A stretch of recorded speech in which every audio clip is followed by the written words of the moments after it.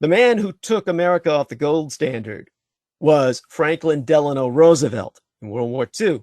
Richard Nixon was trying to regain American sovereignty or reclaim it by taking America off the Bretton Woods monetary system. What happened was the Bretton Woods monetary agreement system was set up in World War II by Franklin Delano Roosevelt because when he took America off the gold standard, then all American money became empty fiat currency.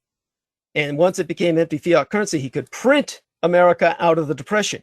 Just keep printing money endlessly because there was nothing to back it. And he convinced all the people who would ally with him to peg their currencies to the American dollar.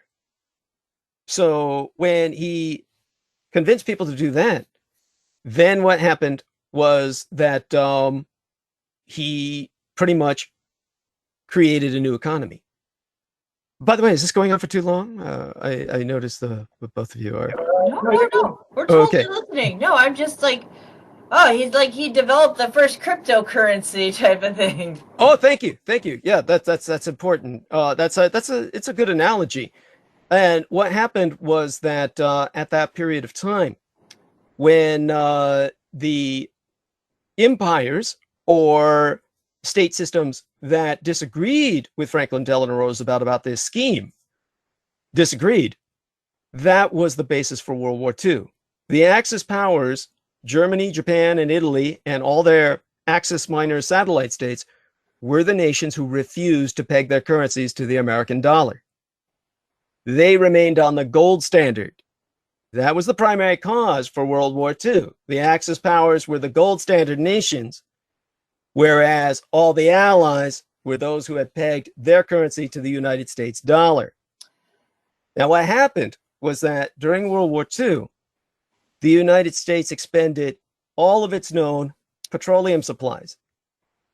And at that time, the United States was the Saudi Arabia of the world. It provided oil to the world with the only sweet, light, bubbling crude that just floated to the surface of the earth that they could just skim off with a straw.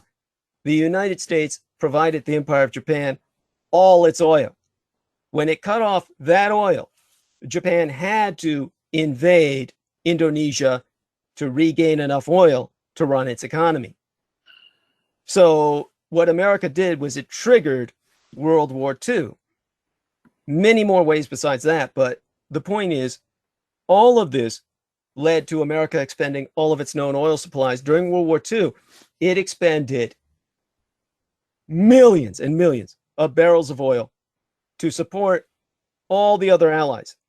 At that time, Britain had no North Sea crude that it could dig up. At that time, the Soviet Union had no natural gas fields that it could exploit. None of this had been discovered.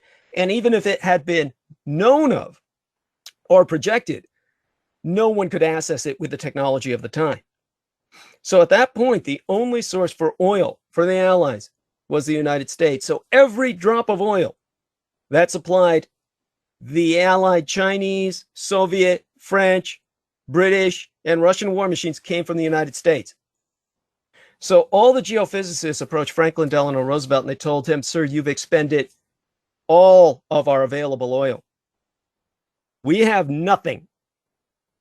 And he said, "Well, what can we do?" He said, "Well, the Middle East has oil," is what all of his geophysicists at that time told him. And they said, "But Britain runs the Middle East." And so what Franklin Delano Roosevelt did was he met with the king of the House of Saud. And when he met with the king of the House of Saud, he was on the USS, oh God, I'm trying to remember. I keep thinking the Vincennes, but it was the Quincy. He was on the Quincy. And whichever ship the president is on is the flagship. That's the flagship of the United States. So he met with the king of the House of Saud in 1945 in the Great Bitter Lake, between the locks of the Suez Canal. And in the Arab world, the greatest way you can insult a man is by comparing him to an animal, calling him someone who mates with animals.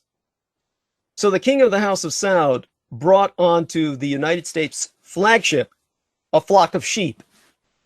And he brought the flock of sheep on board the flagship with him. And he said, these sheep are for your men to fuck, so that they will not desecrate or violate our pure Muslim woman. And Franklin Delano Roosevelt said, my men will fuck your sheep. This is not a story. This is not urban legend. You can see photographs of all the sheep on board the USS Quincy. And all of these were brought on by the king of the House of Saud just to show the rest of the Arab world, and the Muslim world laughed. And they said, the Americans are our bitches.